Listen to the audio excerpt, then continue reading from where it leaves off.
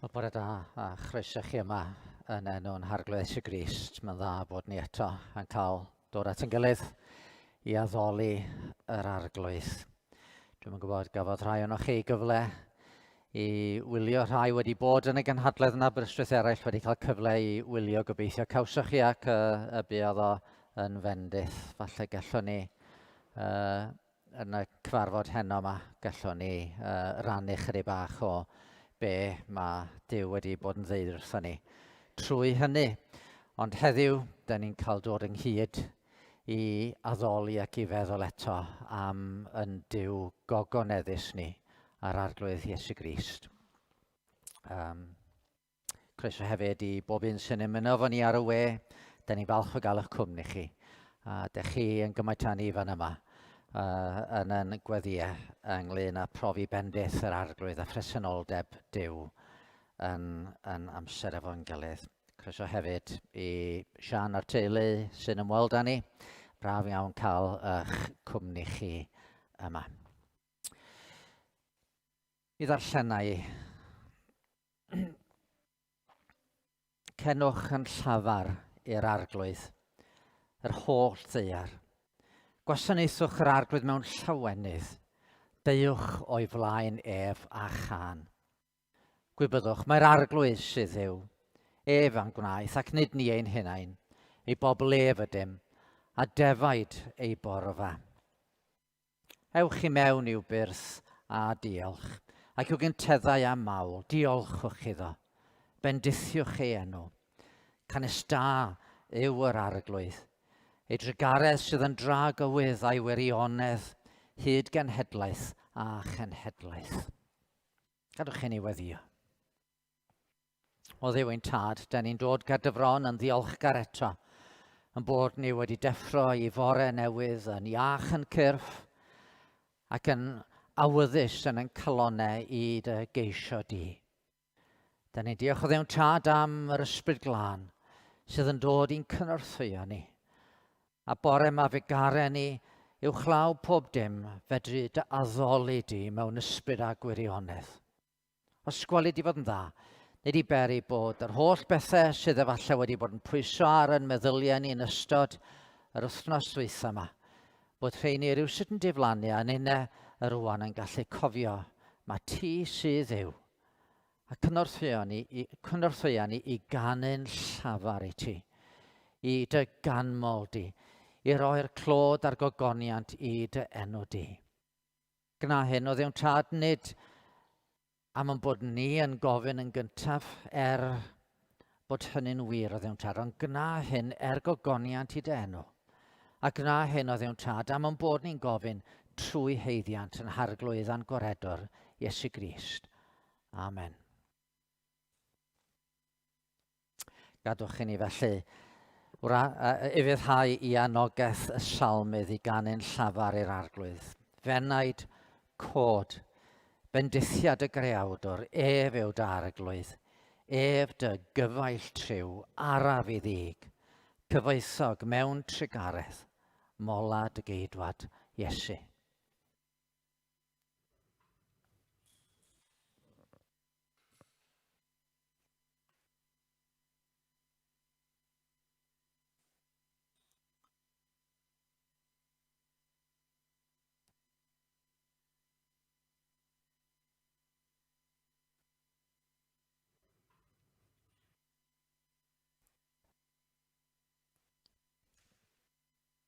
Mae'r dechnoleg yn achosi problemau unwaith eto.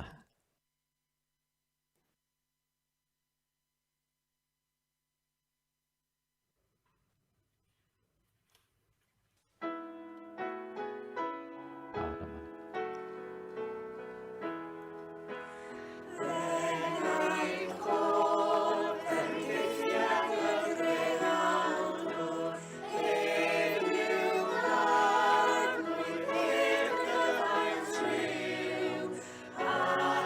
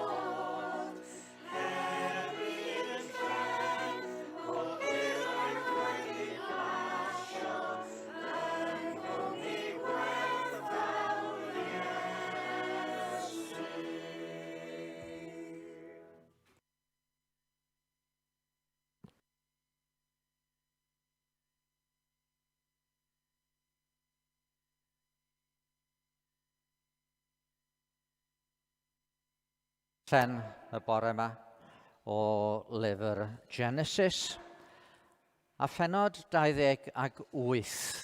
Pennod 28. Mi fyddai'n darllen y 5 adnod cyntaf a wedyn yn eidio ymlaen i adnod 10 ac yn darllen ymlaen i ddiwedd y benod. Da ni efo Jacob fan yma. Jacob, fab i Isaac a Rebecca. Jacob yn frawd i Esau, 2 efaill. Ond oedd pethau ddim yn dda rhwng Jacob ag Esau. A mae'r adeg yn dod mewn gwirionedd bod Rebecca'n trefnu ag Isaac fel petai o'n trefnu'r peth. Yn y bôn mae Jacob yn ffoi oddi wrth Esau ei frawd. A dyma yr hanes den ni'n ei gael fan yma. Genesis 28. Yna galwodd Isaac ar Jacob a bendithiodd ef. Gorchmynodd iddo, paid â phriodi gwraig o blith merched Canan. Dos i Padan Aram, i di Bethuel, tad dy fam, a chymer i ti yno wraig o blith merched Laban, brawd dy fam. Bwyd i ddiw holl alluog dy fendithio, a thwneud yn ffrwythlon alluosog, fel y byddi'n gynulliad o bobloedd. Rhodded ef, fendith Abraham i ti, ac i Thil hefyd, fel y cei etifeddu'r wlad yr wyt yn ymdeithio ynddi, yr un a roddodd Duw i Abraham. Felly anfonodd Isaac Jacob ymaith, ac aeth yntau i Padan Aram at Laban fab Bethuel yr Aramead, brawd Rebecca, mam Jacob ac Esau. A da ni'n neidio ymlaen i'r 10fed adnod. Yma dawodd Jacob a Beersheba a theithio tua Haran. A daeth i rhyw fan ac aros yno, gan fod yr haul wedi machlud. Cymerodd un o gerrig y lle a'i gosod dan ei ben a gorweddodd i gysgu yn y fan honno. Breuddwydiodd ei fod yn gweld ysgol wedi gosod ar y ddaear, a'i phen yn cyrraedd i'r nefoedd, ac angylion Duw yn dringo a disgyn ar hyddi. A safodd yr arglwydd gerllaw iddo a dweud, my fi yw'r arglwydd, Duw Abraham, dy dad, a Duw Isaac. Rhoddaf y tir yr wyf yn gorwedd arno i ti, ac eith ysgynyddion. Bydd dy hil fel llwch y ddaear, a byddai'n ymestyn i'r gorllewin, a'r dwyrain, ac i'r gogledd a'r de, a bendithir holl deuluoedd y ddaear yno ti, ac yn dy ddisgynyddion. Wele, yr wy fi gyda thi, a chadwaf di ple bynnag yr ei, a dof a thi yn ôl i'r wlad hon. Oherwydd nith a dawaf, nes i mi wneud yr hyn a ddywedais. Pan ddeffrodd Jacob o'i gwsg, dywedodd, y mae'n sicr fod yr arglwydd yn y lle hwn ac ni wyddwn ni. A daeth arno ofn, ac meddai, mor ofnadwy yw'r lle hwn. Nid yw'n ddim amgen a thu i ddiw, a dyma borth y nefoedd. Cododd Jacob yn fore, a chymerodd y garreg a fe dan ei ben, a gosododd hi'n golofn, a thywallt olew drosti. Galwodd y lle Bethel, ond enw'r ddinas ar y dechrau oedd Lys. Yna gwnaeth Jacob adduned a dweud, os bydd Duw gyda mi, ac yn fy nghadw'n ddiogel ar fy nhaith, a rhoi mi fara i'w fwyta a dillad i'w gwisgo, a mi wna dychwelyd mewn heddwch i dif yn had. Yna bydd yr arglwydd yn y ddiw i mi. A bydd y garreg hon o sodais yn golofn, yn du i ddiw, ac o bob peth a roi i mi rof ddegwm i ti. Dyma air yr arglwydd. Wel, mae'n amryw i ffwrdd, ond ni'n gweld rhai o'ch chi'r plant yma, bore yma. A swn i'n gallu gofyn i chi pa gemau ydych chi yn hoffi i chwarae? Oes na ryw gemau ydych chi'n hoffi i chwarae? Sorry? Dominos. Reit, ie, mae Dominos yn gêm braf yn dydy. Trio cael y dotiau i gyfateb i'w gilydd ac yn y blaen. Ryw gêm arall mae rhywun yn hoffi chwarae? Aran? Sorry? Chess, waw. Da iawn ti. Da iawn ti. Lain wyt ti efo un? Reit, na. Wisgo fyny, ie. Lot o gemau. Mae yna bob math o gemau mae rhywun yn chwarae ac efallai ar y gwyliau yn arbennig cael cyfle i chwarae nhw.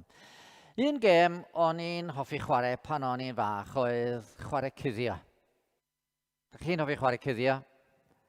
Yndych? Reit, ie, mae cuddio yn gret yn dydy. Mae'n gallu bod yn hwyl.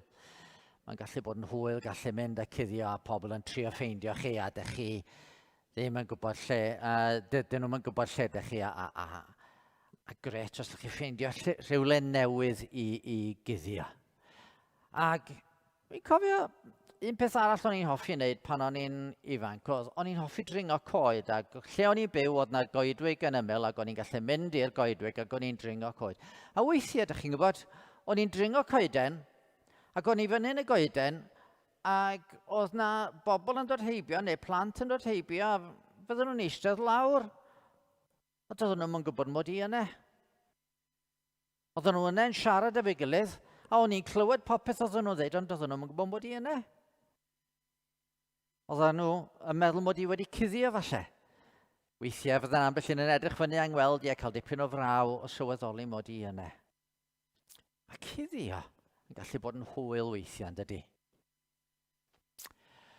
Rwan, os na rhywun yn cuddio fan yma? Ie? Os na? Sa'n ni gofyn i chi gyfri faint o bobl sydd yma? Mae'n siŵr fydda ni'n gallu cyfri yn bysa ni. 1, 2, 3, 4, 5, 6, 7, 8, 9, 10, 11, 12, 13, 14, 15, 16, 17, 18, 19, 20, 21, 22, 23, 24, 25, 26, 27, 28, 29, 30, 31, 32, 33. O, a fi, 34, a Dafydd fan 35. 35 ohono ni yma. Sa rhywun arall yma?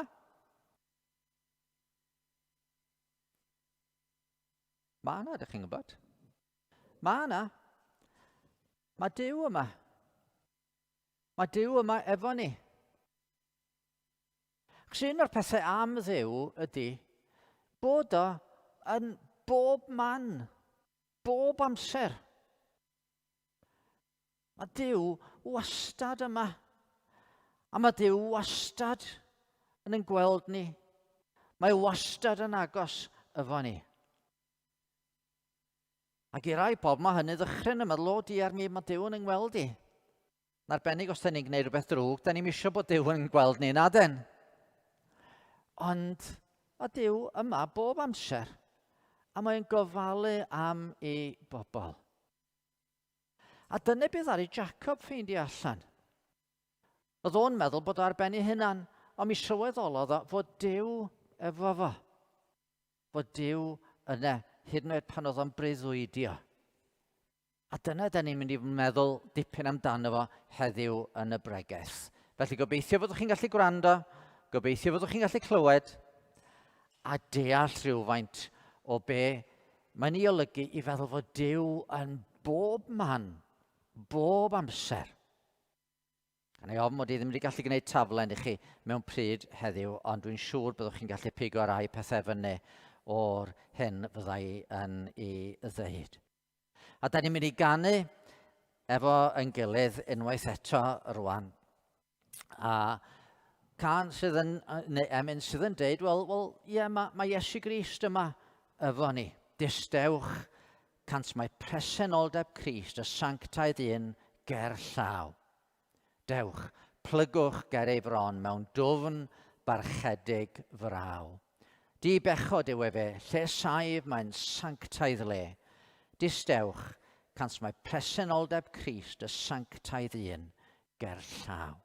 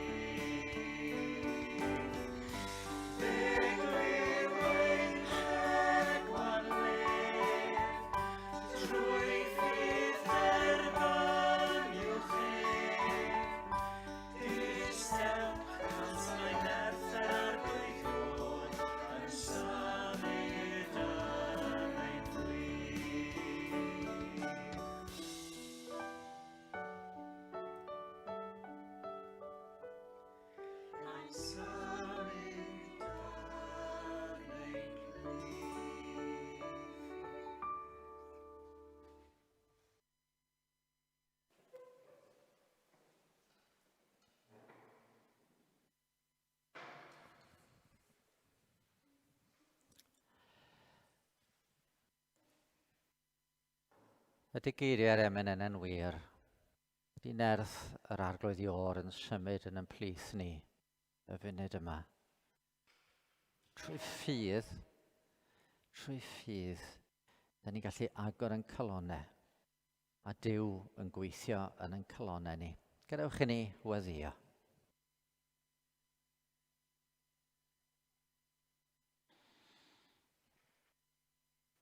O arglwydd ein Duw a thad ein harglwydd Iesu Grist. Y Duw sydd ar un wedd yn trigon y nefoedd. Ac eto y Duw sydd hefyd yn bresennol ym mhob man. Ac felly'n bresennol yma rwan. Da ni'n plygu ger dy fron, sylweddoli o'r newydd, dy fod ti bob amser yn bresennol. Eto pan mae dy bobl yn dod ynghyd i daddoli di, bod na ryw bresenoldeb arbennig, bod na ryw beth arbennig yn digwydd, lle rwyt ti'n gallu dod Anunau o Dduw'n Tad yn gallu gosod yn hyn yn agored ger dy fron di. Ac wyt ti'n cael ymwneud â ni, wyt ti'n cael siarad, wyt ti'n cael ymbendythio ni. A da ni'n ddiolchgar rwan yn bod ni efo'n gilydd fan yma ac eraill yn ymuno efo ni trwy'r we. A da ni gyd o Dduw'n Tad angen i ti eto fod yn symud yn calonnau ni. I ni fedru dy garu di'n well, i ni fedru dy weld ti yn gliriach. I ni fedru gwybod sut i adlewyrchu Crist yn byd ac yn bywydau ni. Felly wrth blygu gyda fron o Dduw'n Tad yn hires ni ydy, yn bod ni yn dod yn ymwybodol o dy bresenoldeb di. Yn bod ni yn gallu deud efo mesur o sicrwydd, ie, yr wyt ti yma. A nynne yn cael plygu gyda fron i daddoli di ac i ryfeddu at dy fawredd ac at dy ddaioni di. Mi ydyn ni o Dduw'n Tad wrth ddod gyda fron yn cofio mae gras sydd wedi'n gwahodd ni yma. Oherwydd unwaith eto yr wythnos hon, da ni'n gorau cyfaddau i ni fethu a dy gared i'n iawn. Mewn gwair, mewn geithred ac mewn meddwl, da ni'n mhell o'r hyn y dylen ni fod. Ond mae gyda thi faddeuant fel yth ofner. A da ni'n dod ar gyfrif yr hyn nath yn harglwydd a'n gwaredwr ni Iesu Grist drosto ni ar groes Calfaria. A da ni'n dod yn sgil i eiriolaeth rhyfeddol o trosto ni, i geisio dy fendith o'r newydd o Dduw'n Tad. Helpa ni yn ôl dy drugaredd i weld, i glywed, i ddeall yr hyn wyt ti am i ni i'w brofi heddiw. Da ni'n dod mewn byd sydd efo cymaint o broblemau ac argyfyngau o Dduw'n Tad. Da ni'n gallu meddwl yn arbennig am Afghanistan. Yr holl bobl sydd fan yno yn ofni am eu bywydau a'r anhrefn ac yn arbennig Cristnogion yn Afghanistan sydd yn gwybod bod eu bywydau nhw yn wir yn frau ac mewn peryg mawr. Bydd yn drigarog o Dduw'n Tad tuag at dy bobl, cynnal dy bobl. A ni di beri bod dy ras cyffredinol yn atal drygioni. Ac o Dduw'n Tad bod llywodraethau'r byd rywsut yn gallu dwyn dylanwad ar y wlad honno, fel bod yna fesur o heddwch yn dod. Da ni'n meddwl o Dduw'n Tad eto am Haiti, a rhai sydd wedi dioddef fanno oherwydd y ddaeargryn a'r glaw difrifol sydd wedi bod yna. Meddwl am Mexico a'r hyn sydd wedi digwydd yno hefyd. Yn gofyn o Dduw'n Tad, mewn byd fel hyn, ysgweli di fod yn dda, ni di beri bod pobl yn cael helpu gilydd ie, bod cymorth yn dod lle mae angen hynny, ond yn fwy na hynny, fod pobl yn byd ansicr yn ceisio'r hyn sydd yn sicr ac yn ddiogel. Yn ceisio yr un sydd ddim yn ysgwyd, sydd ddim yn newid efo'r tywydd. Yr un sydd o dragwyddoldeb i dragwyddoldeb yn dduw bendigedig ac yn dduw grasol trwy dy fab Iesu Grist.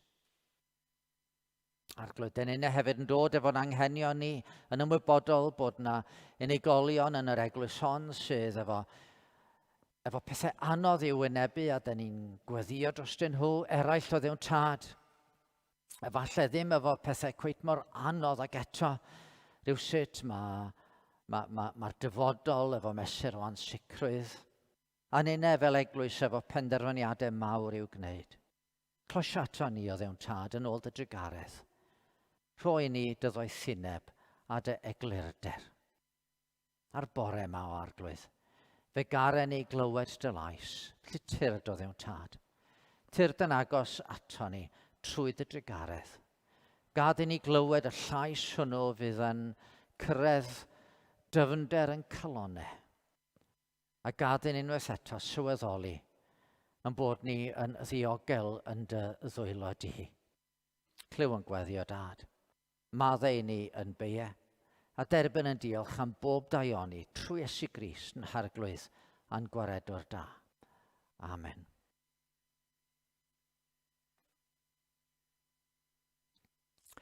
Wel, cyn i ni droi fyfyrion y gair, dwi am i ni ganu emyn sydd yn mynd â ni i le chydig bach yn wahanol. Da ni'n mynd i fod yn trafod hanes Jacob yn yr Hen Testament, ond mae'r cyfan i'w weld yng ngoleuni'r hyn mae Iesu Grist wedi wneud. A yr emyn dwi eisiau ni ganu ydy emyn sydd yn mynd â ni i ardd Gethsemane, lle oedd yr arglwydd cyn mynd i'r groes yn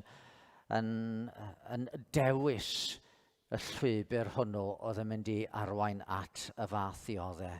Dwg fi fynydd o'r olewydd, lle mae'n heidwad yn yr ardd, chwys fel dafnau gwaed yn disgyn hyd eiryddiau hardd.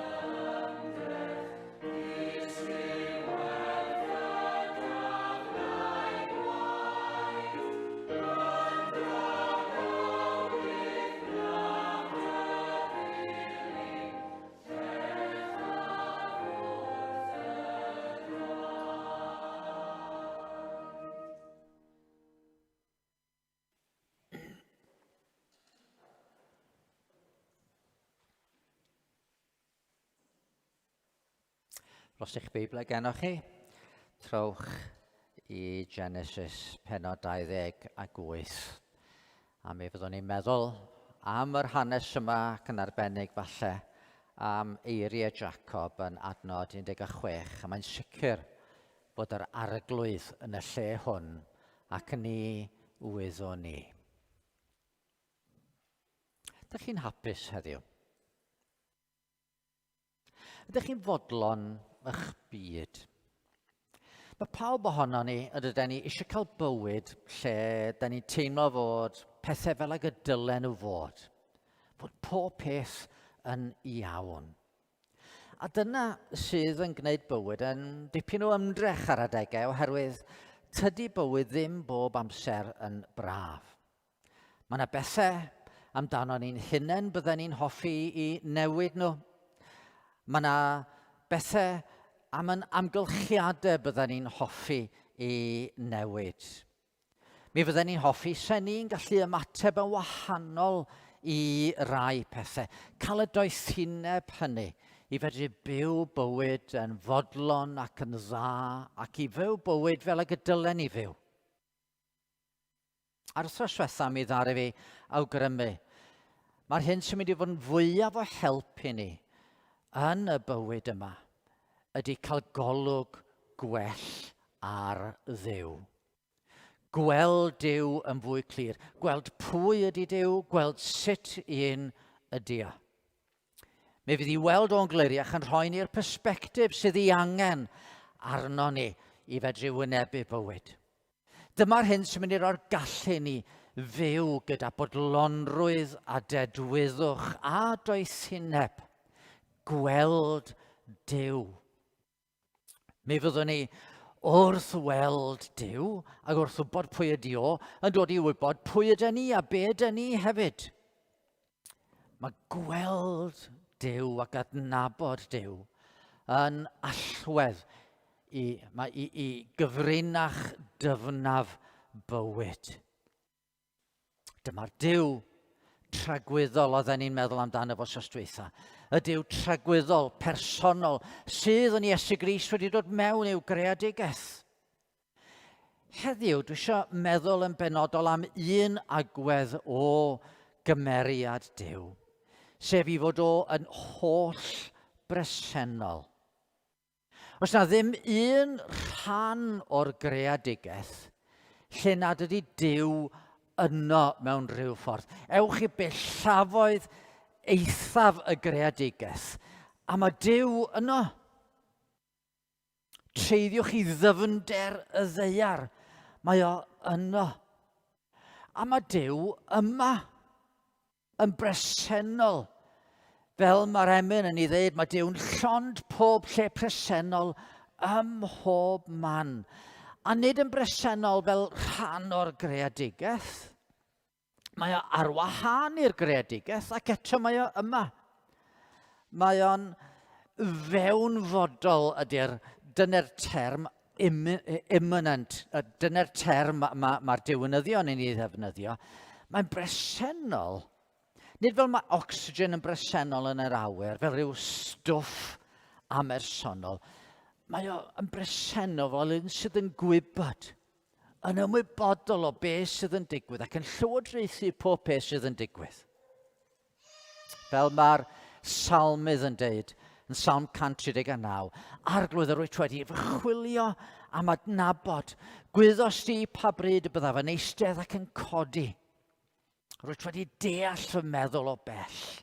Rwyt wedi mesur fy ngherdded am gorffwys ac rwyt yn gyfarwydd am holl ffyrdd.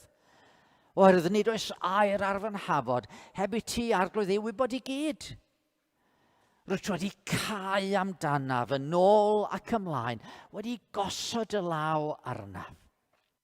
Gosod y law drosof. Mae'r wybodaeth hon yn rhy ryfedd I mi. Mae'n rhy uchel I mi chyrraedd. I ble rafodd I wrth ysbryd? I ble ffoaf wrth bresenoldeb? Os dringaf i'r nefoedd, yr wyt yno? Wel ie. Os cyweiria fy ngwely yn Sheol, yn y bedd, yr wyt yno hefyd. Os cymeraf a denydd y wawr a threigo me llafoedd y môr, yno hefyd fe fydd dy law yn fy arwain a dy helaw yn fy nghynnal. Os ryfedd bod Dafydd yn deud yn y salm, mae'r wybodaeth hon rhy ryfedd I mi. Os ddim un atom drwy'r bydysawd, a pe bydda yna fil o fydysawdau eraill, mae Duw ym mhob man. Ond, tydi o ddim yn bresennol yn yr un ffordd ym mhob man. A dyna chi rhywbeth I ni ddechrau meddwl amdano fo ac eisiau ddeall. Fe'r cyntaf dwi eisiau I fi sôn amdano fo. Mae'r Duw yma fod i'r Duw anweledig sy'n datgyddio I hunan. Y Duw anweledig sy'n datgyddio I hunan. Ble mae Duw? Dyna di'r cyhyddiad mae pobl yn trio daflu ato ni weithiau. O'n I siarad efo rhywun chydig wythnosau nôl, a fo'n dweud, wel ie, se Iesu Grist yn ymddangos ymlaen I fan yma, yna fyswn ni'n credu. Se hwnna'n rhywbeth fydden ni ddim yn gallu ame. Ble mae Duw? Da ni ddim yn ei weld o, ond nid ffrwyth dychymyg ydi o. Mae plant weithiau, maen nhw'n cael rhyw imaginary friend yn dydyn nhw, sydd yn rhyw flanced gysur iddyn nhw. Ai dyna di Duw, rhyw flanced gysur i ni? Yn wir, da ni'n gorau cyfaddau na tyda ni ddim bob amser yn ymwybodol o bresenoldeb Duw. Mae'n adegau pan da ni'n teimlo i fod yn bresennol mewn unrhyw ffordd. A dyna dwi'n meddwl oedd profiad Jacob. Oedd pethau ddim wedi bod yn rhyw hapus iawn ar yr aelwyd. Mae yna sôn weithiau'n does am sibling rivalry, rhyw gysadleuaeth rhwng brodyr a chwiorydd. Dyma un o'r enghreifftiau mwyaf eithafol fedrwch chi gael. Mi oedd o a'i frawd Esau yn efeilliad, a mae efeilliad yn aml yn agos iawn, ond oedd rhain mor bell oddi wrth ei gilydd ac y gallen nhw fod. Mi oedd Esau yn ffefryn i dad. Mi oedd Isaac yn ffefryn i fam. A dyna chi rybydd i rieni, peidiwch â gwneud un o'ch plant yn fwy o ffefryn nag unrhyw blentyn arall. Mae dangos ffafriaeth yn gallu codi pob math o broblemau, ac da ni'n ei weld yn y Beibl, da ni'n gweld Joseph cael ei gasau gan ei frodyr am fod yn ffefryn i'w dad. A fan yma, oedd y gysadleuaeth yn dod. A mi oedd yna rhyw gyfrwystra'n perthyn i Jacob i hynna'n yn doedd. Ystyr i enw fodd y disodlwr. Beth bynnag ddydwn ni am feiau i rieni, beth bynnag ddydwn ni am esgylistod Esau yn diprisio i enedigaeth Ffraint, doedd Jacob ddim yn ddiniwed pan oedd o'n ffoi am ei fywyd. Oedd o'n gadael i rieni heb wybod y bydde fo byth yn ei gweld nhw eto mewn gwirionedd. Doedd o'n siŵr iawn ble oedd o yn mynd. Oedd ei dad i deitho fo am fynd i Padan Aram, lle na fuodd o rioed o'r blaen. Ac i ddeud y gwir, oedd Duw wedi gorchymyn i Abraham, i daid o adael Padan Aram. A doedd o'n ddiogel iddo fo aros ne, dos o fanne. A mae o'n gorfod mynd yn ôl yna. Oedd yn gwybod fod gwlad Canan wedi addo iddo fo a'i deulu, ond oedd yn gorfod gadael gwlad Canan. I ddweud y gwir, dwi'n mynd ameb bod y falle'n meddwl, wel, a'i dychymyg oedd yr holl busnes ma am Dduw yn addo y wlad iddo fo a'i deulu. Rhyw draddodiad i roi gobaith a chyfeiriad i'w bywyd. A rwan oedd yn gadael gwlad yr addewid. Pa fedd y groeso fydde nhw'n cael gan ei deulu nad oedd erioed wedi'i gweld. Chi weithiau'n gweld ar y teledu, mae yna raglen lle mae plant wedi cael eu mabwysiadu neu wedi mynd yn ddiarth i'w teulu, a maen nhw'n trio ffeindio eu teulu, a dyn nhw'n gwybod ydy teulu eisiau nabod nhw. A dyna lle oedd hwn yn mynd, be oedd yn mynd i ddigwydd? Ac wrth orwedd i gysgu yn noson honno, oedd o'n teimlo'n gyfan gwbl ar ei ben ei hunan, dwi'n siŵr. Cymerodd un o gerrig y lle, gosod dan ei ben, a gorweddodd i gysgu yn y fan honno. Breuddwydiodd i fod yn gweld ysgol wedi gosod ar y ddaear a'i phen yn cyrraedd i'r nefoedd ac angylion Duw yn dringo a disgyn ar hyddi, a safodd yr arglwydd ger llaw iddo a dweud, my fi yw'r arglwydd. Duw Abraham, dy dad a Duw Isaac.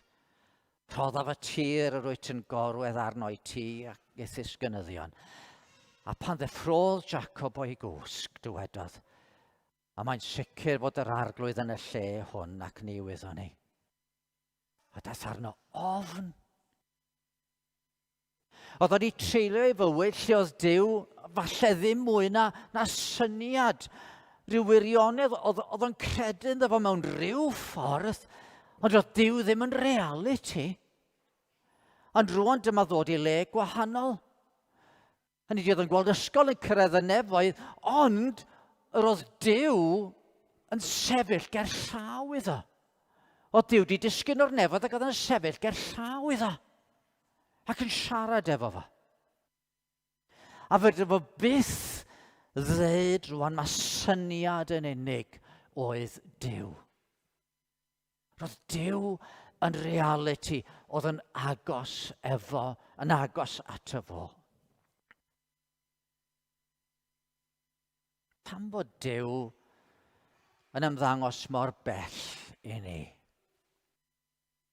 Pam na fedrwn ni fod yn fwy ymwybodol o'r Duw yma sydd yn bresennol ym mhob man? Pam bod cymaint o bobl yn y byd rywsut ddim yn credu bod Duw yn bod hyd yn oed? Pam na dyn ni'n mynd i weld o yn gliriach? Wel, un rheswm wrth gwrs ydy mae ysbryd yw Duw. Ysbryd. Mae gan bob un ohono ni ysbryd yn does. Ond fedrwch chi ddim i weld o. Dych chi'n yngweld i, dych chi'n gweld yng nghorff i. Dych chi'n clywed yn llais i. Sych chi'n dod yma am hinsio fi, fysych chi'n ynheimlo fi. Ond dych chi'n gweld yn ysbryd i yna. Sa'n ni'n gofyn i chi, pa siap ydy'n ysbryd i, sych chi'n gallu deud. Ac ysbryd ydy Duw. Ysbryd, a dych chi'n gallu deud, dych chi'n gallu weld o. Fel da ni'n gweld yn cyrff y fan yna. Dyna chi un peth, un rheswm pam na da ni'n gweld Duw yn gliriach, ond hefyd mae yna reswm arall yn does. Da ni wrth natur yn farw yn ysbrydol. A fyddwn ni ddim yn dirnad presenoldeb Duw os ydyn ni yn feirwon. Heb iddo fo yn bywhau ni. A dyna pam di pobl ddim yn ymwybodol o Dduw. Maen nhw'n farw yn ysbrydol a dyn nhw'n gallu canfod yr ysbrydol. A dyn nhw'n gallu canfod Duw. A hyd yn oed pan da ni wedi cael yn bywhau gan Dduw. Da ni'n ymwybodol fod pechod yn dallu'n llygaid ni ac yn cael Cristion ni ac yn neud yn ymwybyddiaeth ni yn dramaeth. Heddi wrth deithio i rywle, so ni'n gallu gweld yr wyddfa. Y wyddfa'n dal yna, ond da ni'n gallu gweld y wyddfa achos bod y cymylau yn ei chuddio hi. Ac felly mae'n beia a'n pechod da ni yn dallu ni rhag bod ni'n gweld Duw. Ond mae'n adegau pan mae'r Duw anweledig yma yn dangos ei hun i ni. Mae'n gwneud ei bresenoldeb yn amlwg i ni. Nid yn aml mewn gweledigaeth spectacular fel y cafodd Saul ar ei ffordd i Ddamascus. Nid yn aml mewn breuddwyd chwaith i ni. Mae o i rai pobl yn arbennig dilynwyr Islam yn aml y cysylltiad cyntaf maen nhw'n gael efo Duw wedi breuddwyd yn deithio nhw am chwilio am Isa i chwilio am Iesu. Ond weithiau, beth sy'n digwydd? Chi'n gwrando ar bregaeth a mae yna ddistaurwydd a chi'n clywed pin yn disgyn. A chi'n gwybod bod yna bresenoldeb arall yna. A Duw yna. Neu weithiau ydych chi ar eich pen eich hunan. A mae yna rhywbeth wedi bod yn pwyso ar eich calon chi a ydych chi'n mynd siŵr ac yn sydyn ydych chi'n ymwybodol o'r presenoldeb yna. A hanes am Isabel Cwn yn does. Isabel Cwn ath yn genhades draw i Tsieina. A hithe cyn mynd allan oedd hi yn paratoi ac oedd hi'n rhannu tŷ efo am ryw rei eraill. Oedd hi'n aros efo'r teulu yma, oedd yna a rei eraill yn aros yna. A hi oedd y Cristion. A oedd y rei eraill i gyd yn mynd allan i gael dipyn o hwyl a dyma nhw'n deud, o ti efo ni. Oedd hi'n dda i ti gael chydig bach o hwyl, ond oedd hi'n ymwybodol bod nhw'n mynd i fod yn gwneud pethau na fyddai ddim yn gyfforddus efo nhw. A dyma hi'n aros yn y tŷ ar ei phen ei hunan. A pawb arall wedi mynd allan. A dyna lle oedd hi yn rhyw bron yn cwyn wrth yr arglwydd. O, dyna ni, maen nhw'n mynd i gael hwyl a dwi fan yma ar ymhen yn hynna. Dydy wastad yn mynd i fod fel hyn, lle dwi'n unig fel yma. A mi ddoth hi'n ymwybodol yn sydyn o bresenoldeb goruwch naturiol Duw a'i freichiau'n lapio'i hamgylchu. Roedd Duw yn y lle. Ac yn aml, distawrwydd sydd yn nodweddu bresenoldeb o. Distawrwydd llethol a tragwyddol yn bresennol. A neu ddim yn sylweddoli fod wedi bod yn holl amser. A maen nhw'n sobri ni. Maen nhw'n dwyn ni i ryw ddimensiwn gwahanol. Ymateb cyntaf Jacob pan oedd o wedi deffro. Oedd ofni. Achos bod y Duw tragwyddol yn sydyn wedi dangos i Jacob. Mae nid Duw pell yn y nefoedd oedd o, ond Duw oedd efo fo fan yna. Mae'r Duw sy'n anweledig yn datgyddio ei hunan.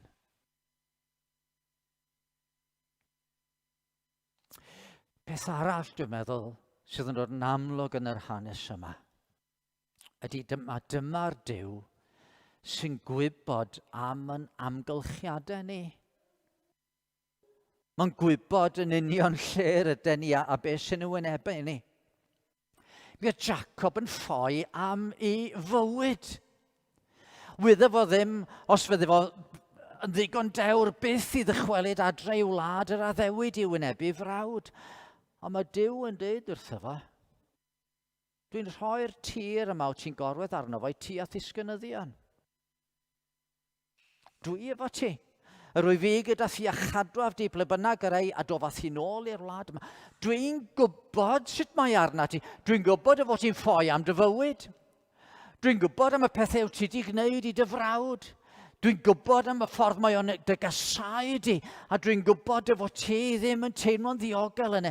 Ac wyt ti'n mynd i le lle wyt ti'n ansicr. Ti'n ofni'r gorffennol ac yn dyfaru amdano fo. A ti'n ofni'r dyfodol. Dwi'n deall yn union lle rwy ti. A dyma chi neges sy'n dod drosodd a throsodd yn y Beibl. Mae Duw yn bresennol, nid fel rhywun sydd yn y gynulleidfa'n gwylio rhyw ddrama fan ar y llwyfan. Nid fel rhywun sydd yn eistedd ar y soffa adre yn gwylio rhyw sgrin dyledu a gweld rhywbeth sydd yn digwydd i ryw eraill o bell. Na, mae yn gwybod ac yn deall y sefyllfa. Mae'n gwylio. Chi'n cofio pan oedd Israel yn yr Aifft ac oedd Pharaoh yn pwyso arnyn nhw, oedd bywyd yn galed ac oedden nhw'n ofni fod Duw wedi anghofio nhw.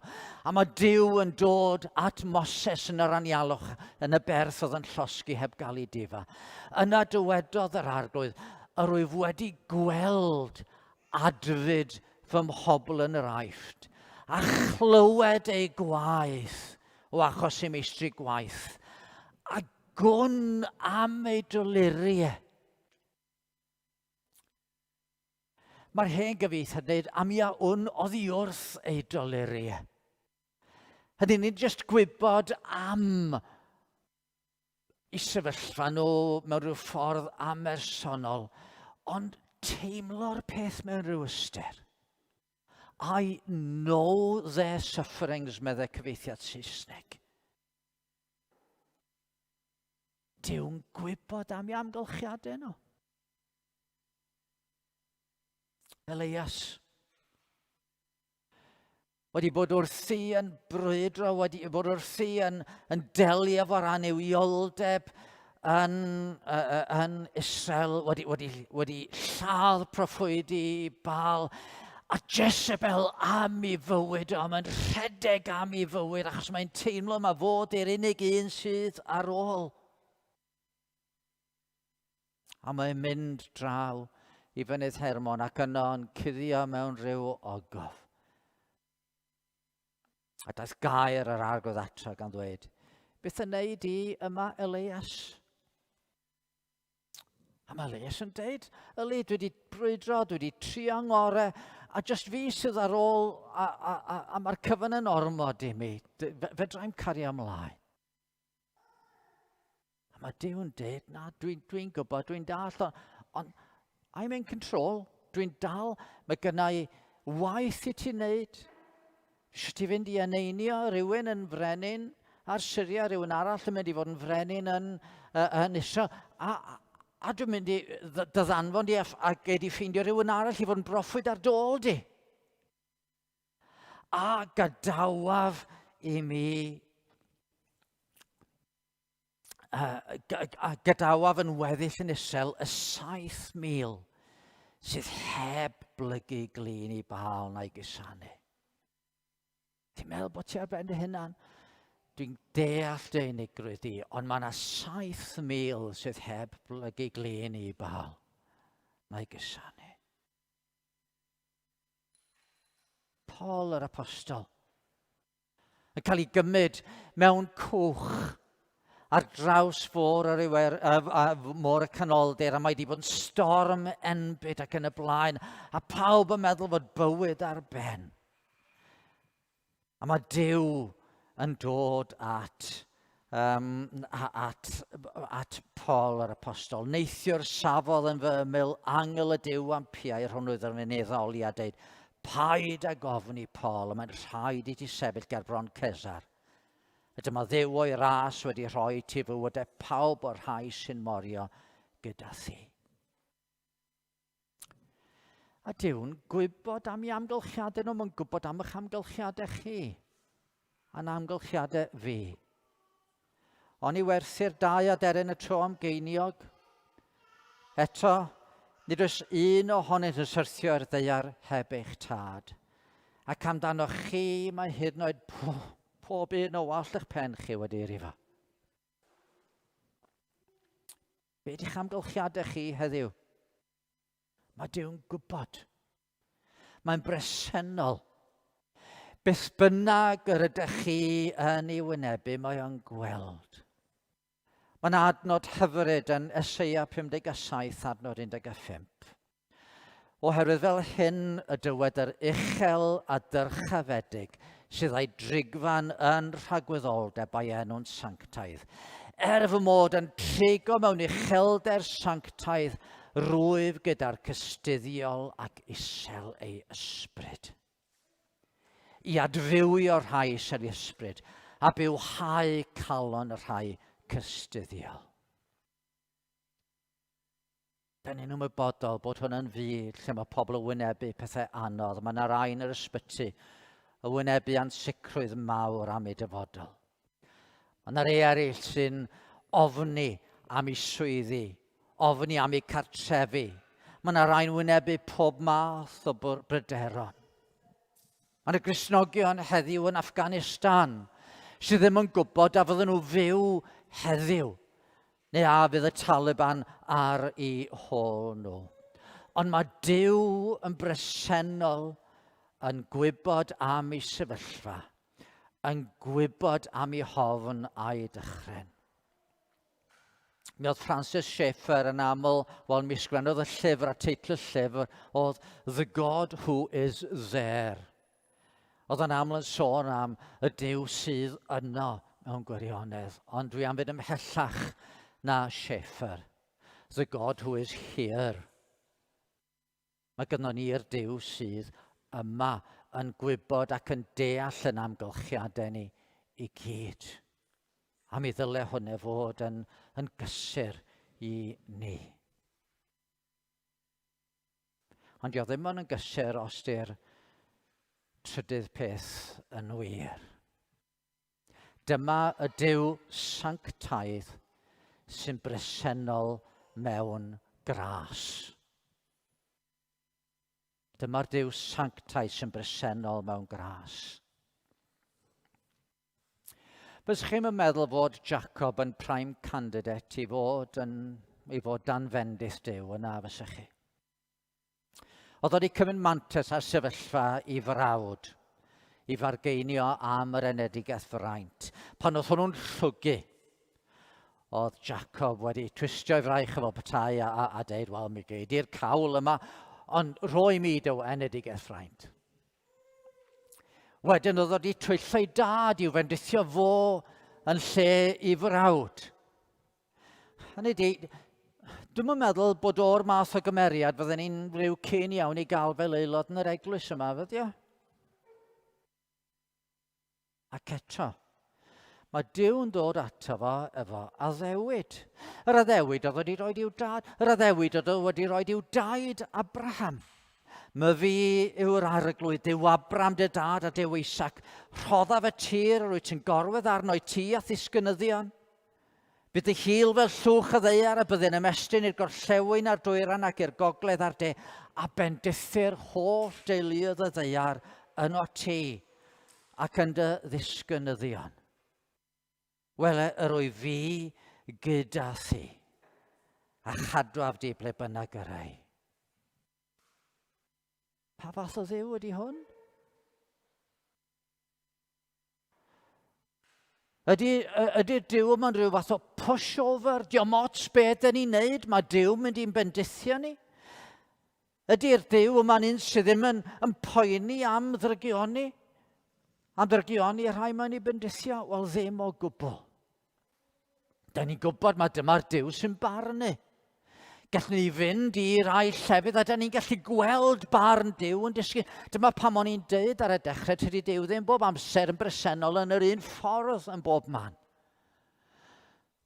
Ewch draw i Babylon. A dyna lle oedd na wledd fawr. A dyna lle oedd Belshazzar yn arwain o wledd. Ac oedd o yn gwawdio Duw a dyma fo'n dod a cael y llestri oedd wedi cael ei dwyn o'r deml yn Jerusalem a dweud, pwy ydy Duw Israel? Dyma ni'n cael defnyddio'r llestri oedd fod yn sanctaidd iddo fo a dyna ni'n gallu yfed allan ohonyn nhw. Ac yn sydyn ar y wal tu ôl iddo fo. Dyma am ddangos geiriau, mene, tekel o ffarsin. Roedd neb yn gwybod, roedd neb yn dallt. Yr unig beth oedd nhw'n gwybod oedd mae rhywbeth goriwch naturiol yn digwydd a mae Daniel yn dod mewn.